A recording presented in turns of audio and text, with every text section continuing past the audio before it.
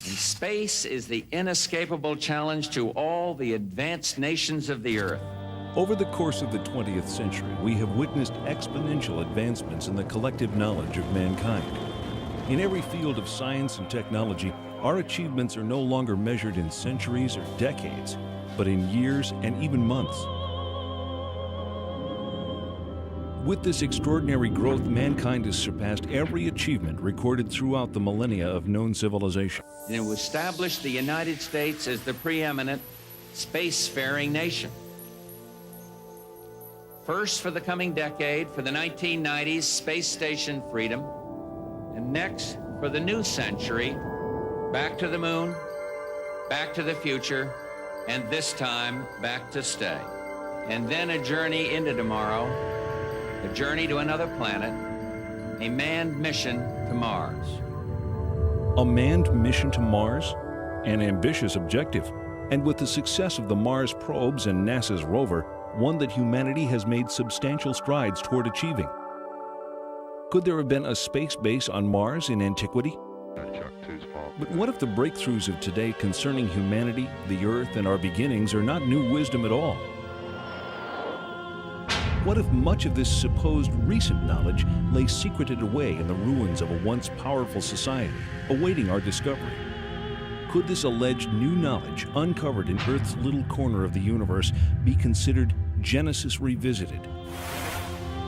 This is the belief of the world-renowned archaeologist, linguist, and expert in the field of cultural anthropology, Zecharia Sitchin.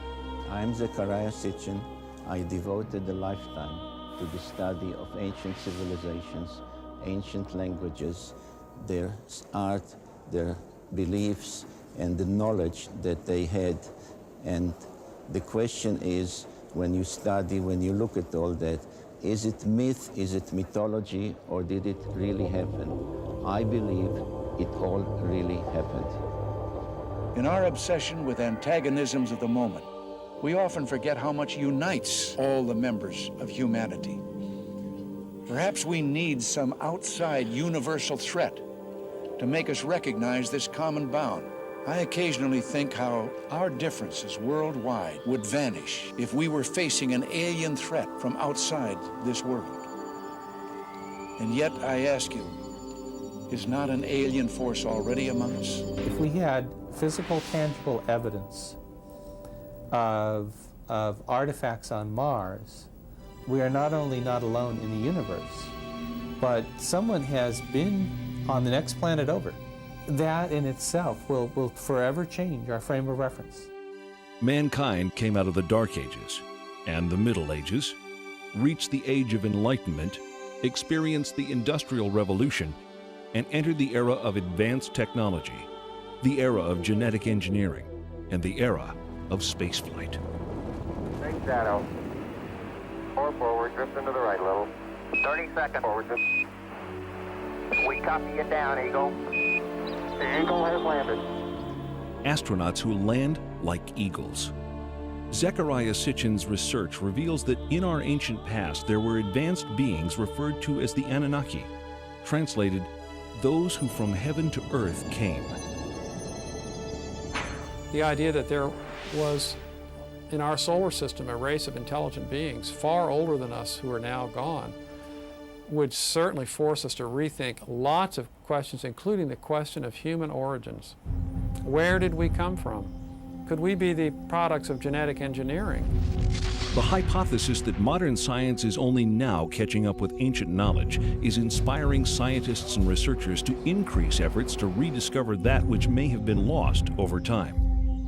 It rekindles a situation that has lain dormant almost 5,500 years. The incident of the Tower of Babel.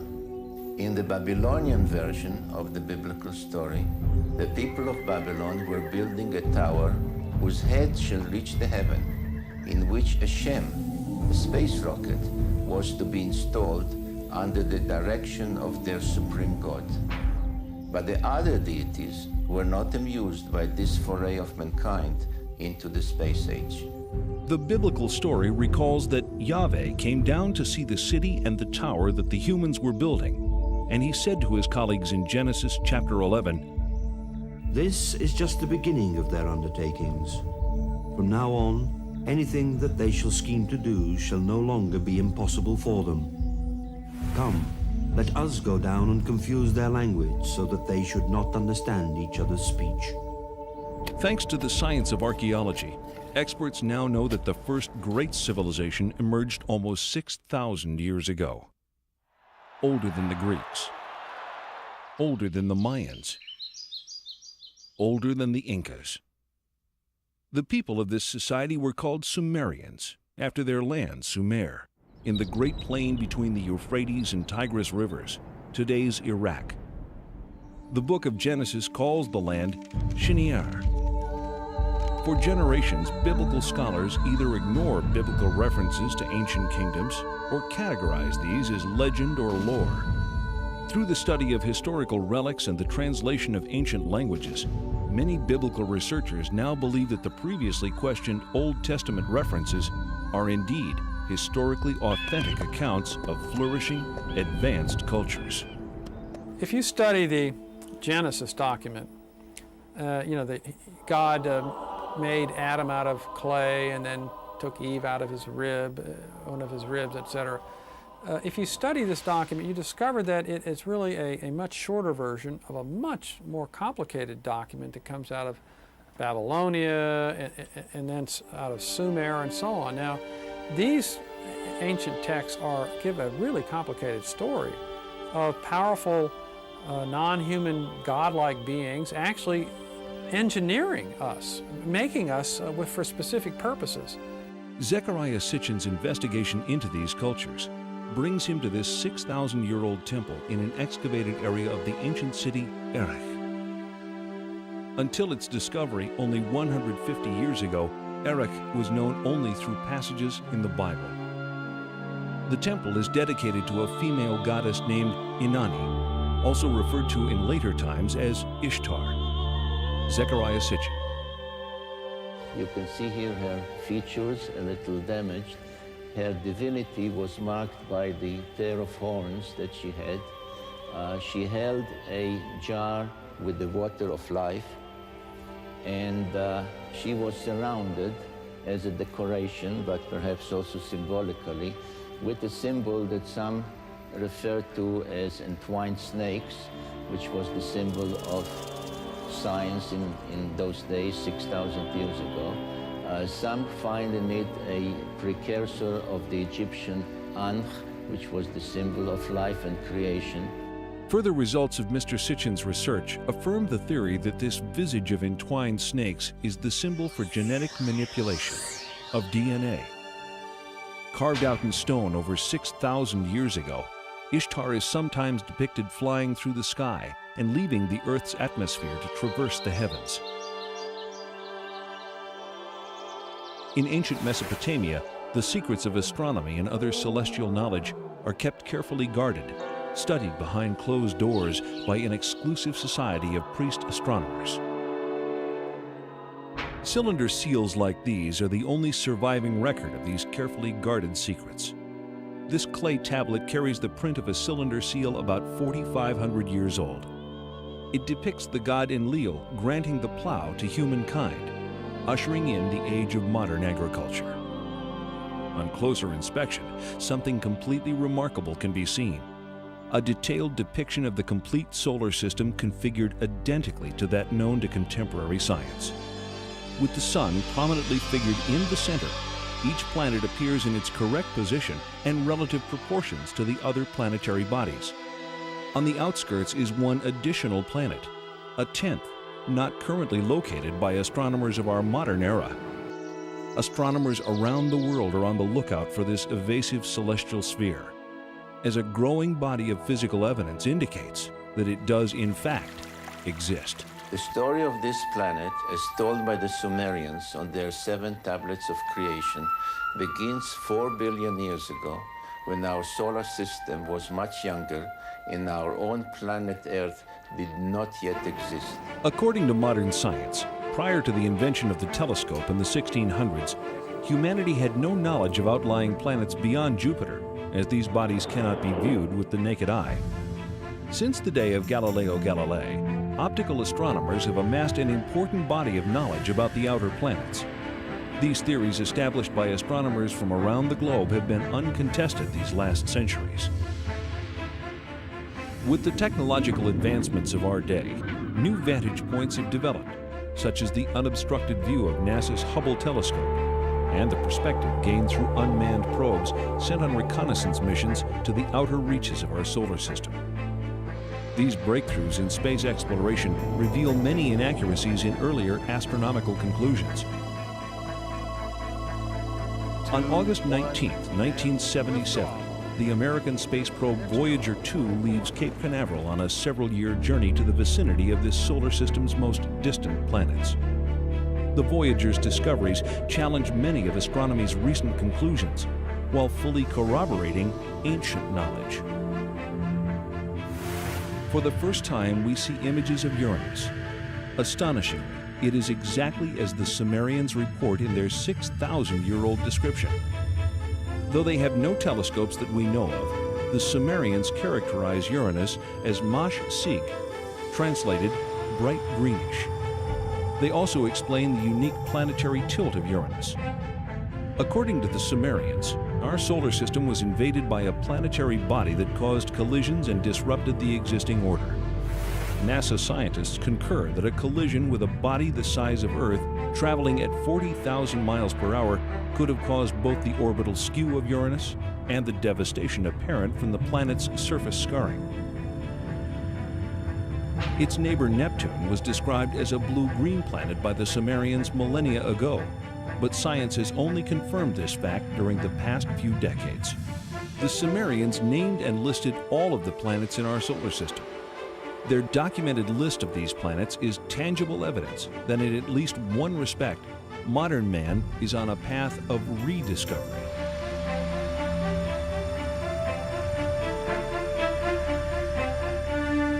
That ancient knowledge included the planets Uranus and Neptune, supposedly unknown until discovered in 1781 and 1846, and even Pluto, not discovered until 1930.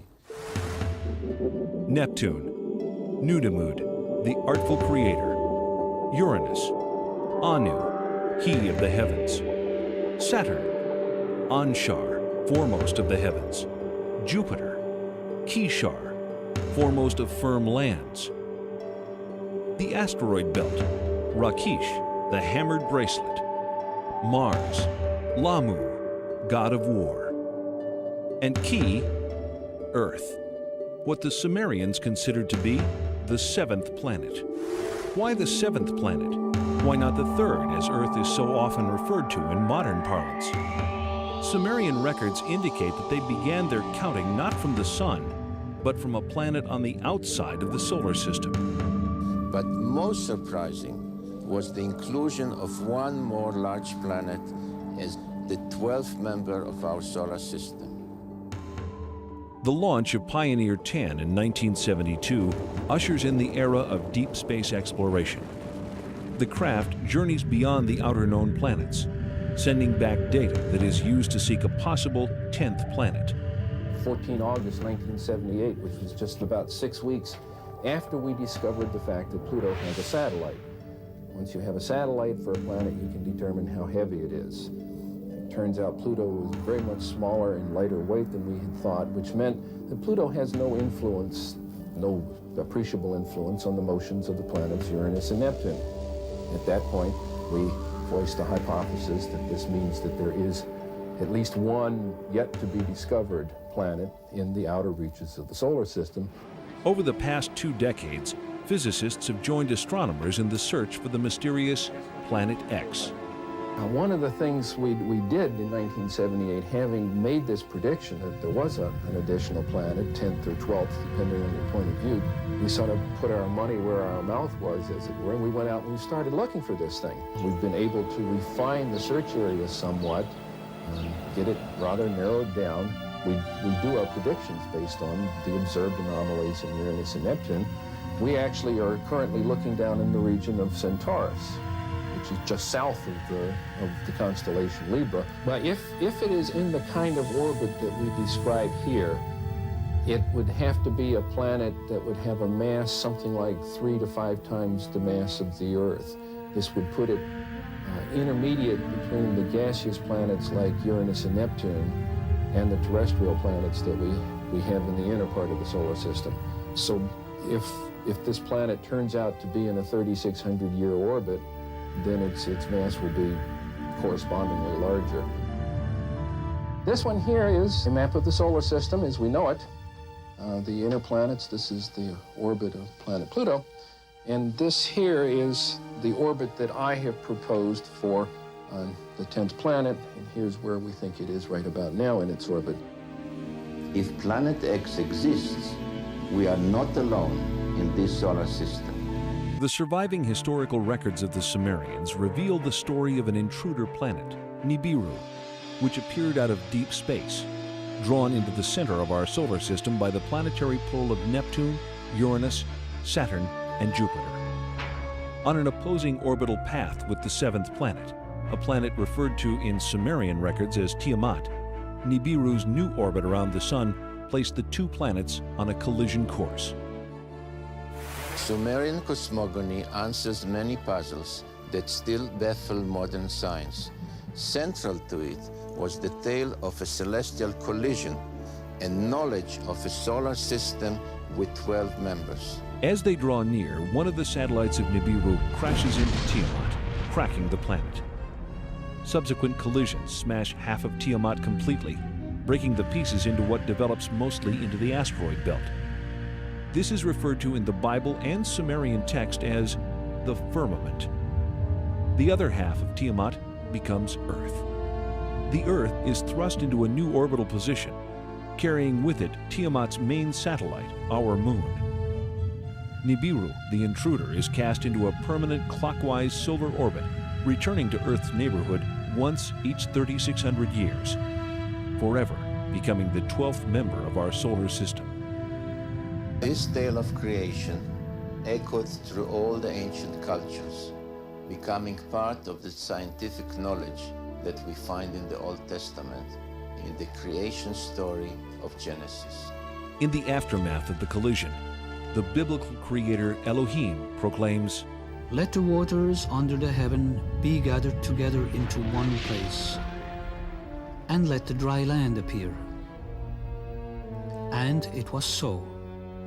And Elohim called the dry land earth, and the gathering together of the waters he called seas. if Earth is the orbital remains of a planetary collision, scientists believe that the most obvious place to look for planetary scarring is 7 miles below the surface of the Pacific Ocean. When in the heights heavens had not been named, and below earth had not been called, naught but primordial Apsu, their begetter, Mamu, and Tiamat, she who bore them all. Their waters were mingled together. 2 planets mingled together. The biblical passage of Genesis reads, In the beginning God created the heaven and the earth. And the earth was without form and void, and darkness was upon the face of the deep. And the Spirit of God moved upon the face of the waters. And God said, Let there be light. And there was light. If we apply the knowledge of the Mesopotamian text to the biblical text, the correct reading of the book of Genesis emerges, especially in relation to waters. And Elohim said, Let there be a firmament in the midst of the waters, and let it divide the waters from the waters. And Elohim made the firmament, dividing the waters which are under the firmament from the waters which are above the firmament. And Elohim called the firmament heaven. Upper waters? Lower waters? What does the Bible mean by this? The Sumerians describe Uranus and Neptune as watery planets. What are the conclusions of modern science? In 1979, 1980, and 1981, Pioneer and Voyager visit Jupiter and Saturn with their many moons. During these missions, water is discovered virtually everywhere, as ice on the surface and as water below the surface. The Sumerians' ancient claim of water on Jupiter's moons Io and Europa is proven. The Sumerian records indicate water on Enceladus and Tethys, two of the moons of Saturn, and in that planet's spectacular rings. The findings of NASA confirm these ancient Sumerian assertions, giving further credence and clarity to the biblical quote, "waters above the firmament."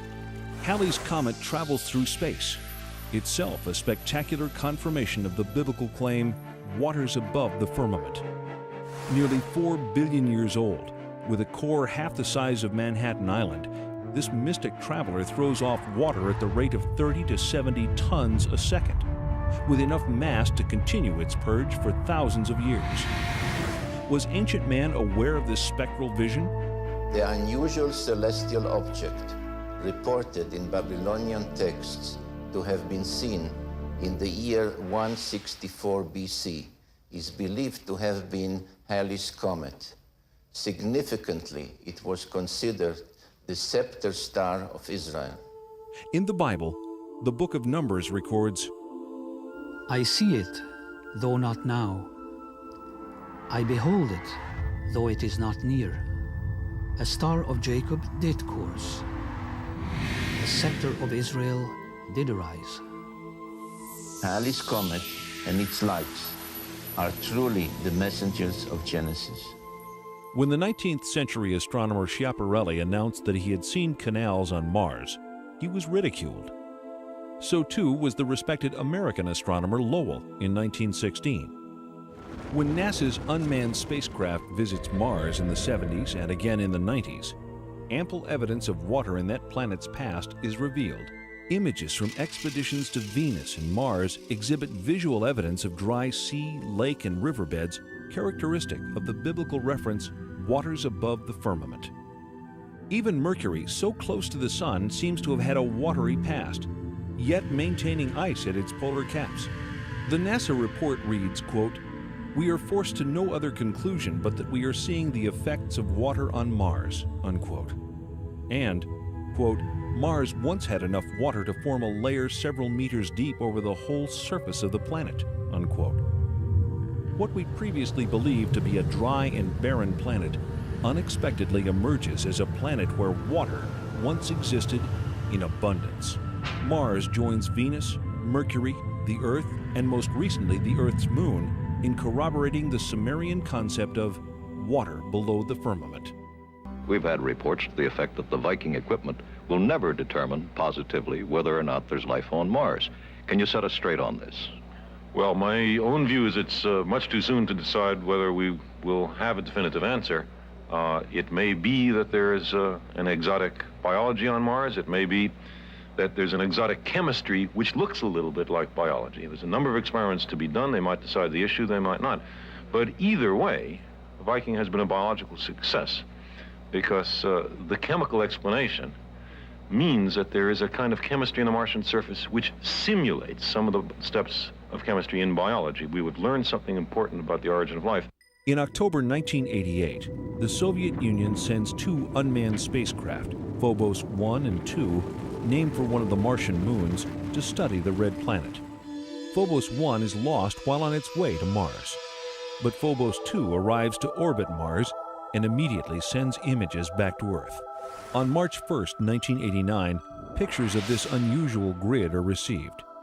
The grid, here in the upper right, is shot both in the optical range and in the infrared range. Later, they are merged into this composite overlay. On March 26th, Phobos 2 sends these images to Earth, taken just south of the equator. An unexplained elliptical shape appears. This shadow actually appeared all of a sudden. Why am I calling it a shadow? Because you can see things through it. This elliptical shadow, then, is it in Mars' atmosphere or on the planet's surface? One thing is for sure, this something is not positioned horizontally. Well, to me it looks like a rocket taking off from the surface of Mars and leaving a trail behind. Well, if you'd want to fantasize, it could be interpreted that way too. Now we think we ought to look at the real circumstances that have caused that trail, even though they haven't yet been fully clarified. That's more likely to be the shadow of some object, since surface elements can be seen through it. How long will it take to process all of the information to get more or less objective scientific results, rather than fantastic ones? Come back in a week. 1 week later, no details are given. Then, unexpectedly, this report. Last year, the Soviets launched 2 spacecraft to the planet, both named after the Martian moon, Phobos. Their mission was to photograph Mars and land probes on its moon. One was accidentally switched off by a mission operator. But the second reached Mars and transmitted pictures that are still puzzling Soviet scientists. As it swung over the equator, it took pictures from a height of 6,000 kilometers. This is an infrared photograph. It shows differences in temperature. The dark patches are colder. This section covers 600 kilometers. It shows objects down to the size of 2 kilometers. It's the most detailed infrared picture of the planet's surface. We have some very, very thin lines on the surface of Mars in the infrared, which means it's heat. It's not visible, it's heat. You can see it through clouds if you want to. These have a resolution, these have a width, I would guess, of 3 or 4 kilometers wide. Now, in answer to the question of what it is, I certainly don't know. The Russians aren't telling us. Scientists are also puzzled by this shadow pictured on the surface of Mars by both optical and heat-seeking cameras. They're convinced it's a shadow because they can see objects on the surface beneath. But a shadow of what? Finally, there's the mystery of the vanishing spacecraft. The Russians have yet to release the last picture transmitted by Phobos before it lost contact with ground control. But the Russians have said that it shows an object coming towards the spacecraft, an object which, in their words, should not have been there. The spacecraft was circling Mars, coming into the same orbit as the moons of Mars. And the last picture, they got halfway through it, and they saw something there which shouldn't be there. Professor Kapitsa makes the joke that it's Martian people. British scientists will be able to judge for themselves when the Soviets bring their pictures to a conference at Exeter next month. Because, of course, there must be a sensible explanation, mustn't there? The Russians do not bring any pictures to the Exeter conference. How does the Russian Space Agency explain the spacecraft's destruction or disappearance? It does take a minimum of precision criteria to obtain on the image these spots, which some would like to call flying saucers, that appeared within the visual field of the infrared range. It must be pointed out that the flying saucer version is not ours.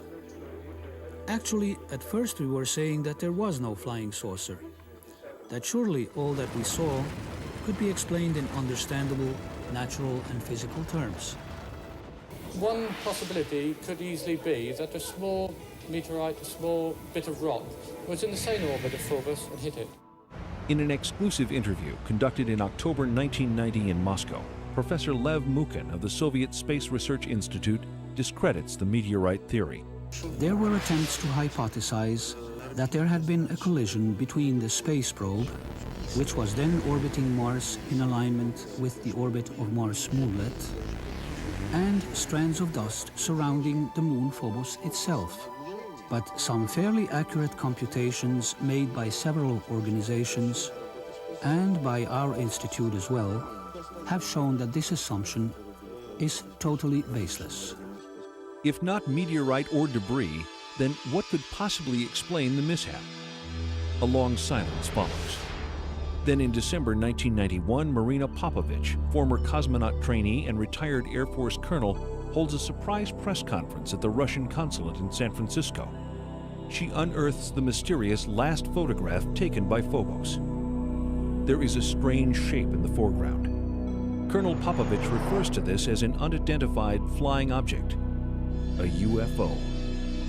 The object is juxtaposed against what appears to be the planet's tiny moonlet, Phobos, for which the craft is named. But how is the mysterious shadow explained?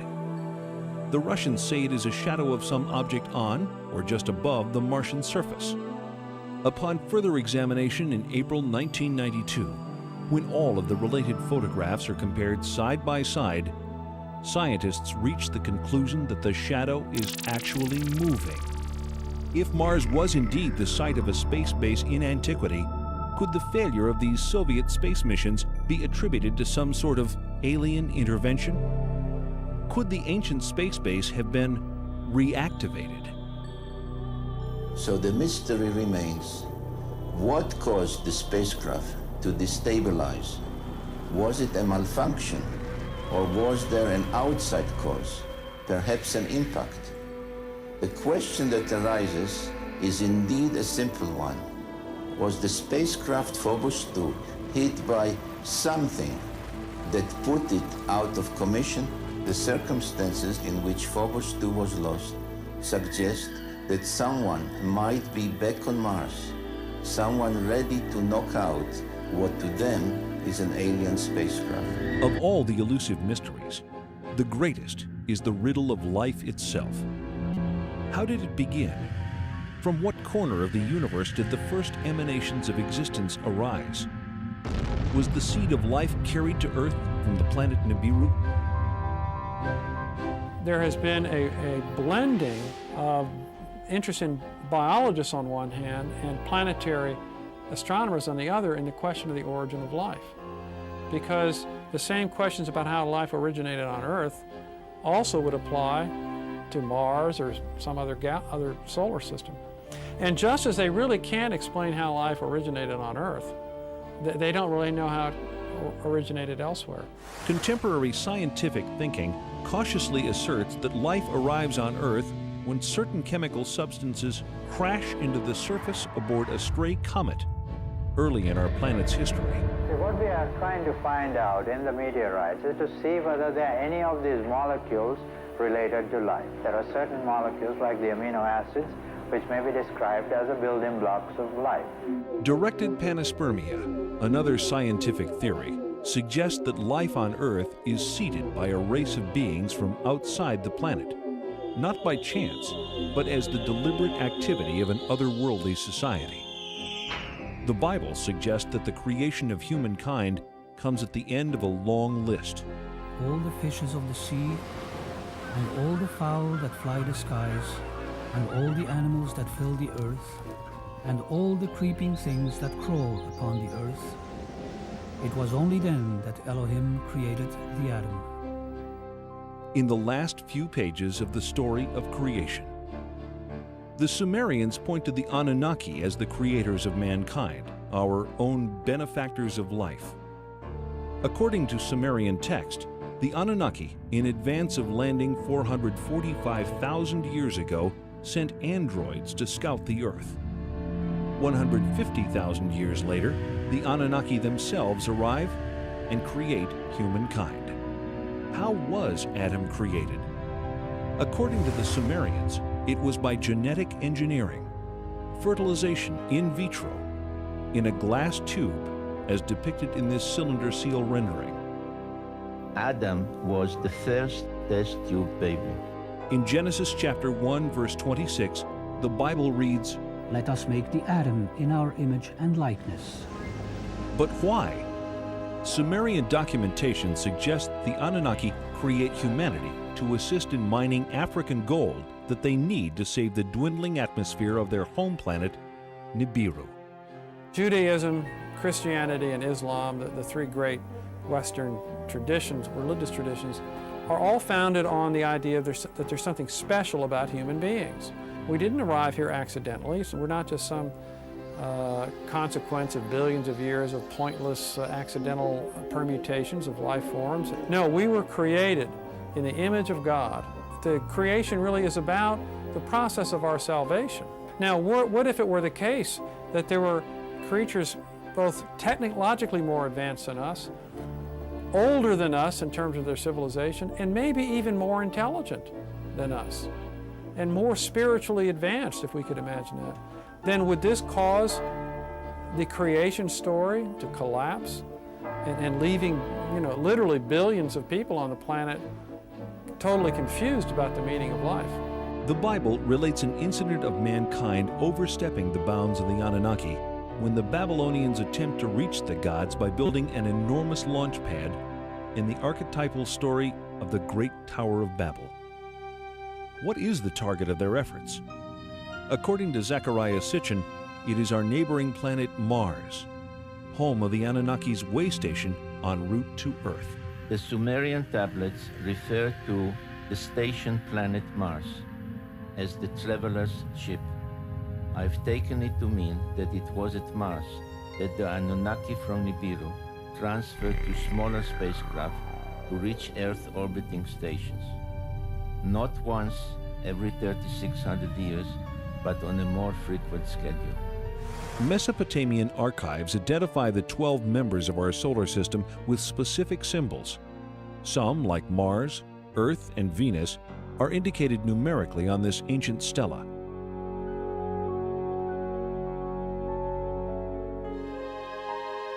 We see the sun with its many rays. We see another 4 depicted standing on their cult animals, but really it's a symbolism connected with the zodiac. We see the moon, and we see the earth symbolized by the 7 dots, which indicated the position of the earth from the outer limits of the solar system, counting or coming in inwards by somebody flying into from outer space. The 7 dots of Earth with its crescent moon and the 6-pointed star of Mars are revealing clues in this 4,500-year-old Sumerian depiction. 2 figures stand on either side of a craft.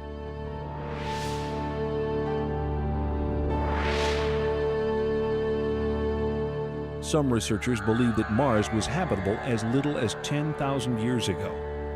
When the United States launches the Mariner and Viking spacecraft to explore Mars in the 60s and 70s, enigmatic structures resembling those on Earth are photographed.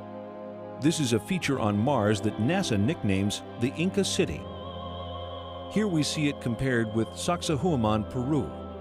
These are lines on the Mars surface. These are the Nazca lines in Peru. I feel that what has been discovered so far is very suggestive of intelligent layout, but it would be irresponsible of me to say, I have proof. What I have is evidence which makes it appear as though it's been designed by some kind of intelligent thinking process, which is probably even more advanced than our current in some ways. I was especially intrigued by independent researchers' suggestions in their reports that the orientation of the face and adjoining pyramid indicated they were built in alignment with sunrise at solstice time on Mars about 450,000 years ago. Could it be that a civilization capable of space travel almost 500,000 years ago visited this part of the solar system, leaving behind monuments on Earth and Mars? The only beings mentioned by name are the Anunnaki. The only evidence supporting such a theory is evidence of visits by the Anunnaki. We have seen societies on Earth that have been demolished by cultural cross-representation, if you like. Meeting a more advanced culture has had a severe impact on an existing culture. But I think we're intelligent enough to be prepared for that. Our civilization is technologically able to venture out into deep space on scientific quests of discovery. Can anyone then deny the possibility that members from a technologically more advanced world may have visited our solar system thousands of years ago? Thanks to the work of Zecharia Sitchin and others like him, we know more than we ever have about ancient cultures and the life that came before.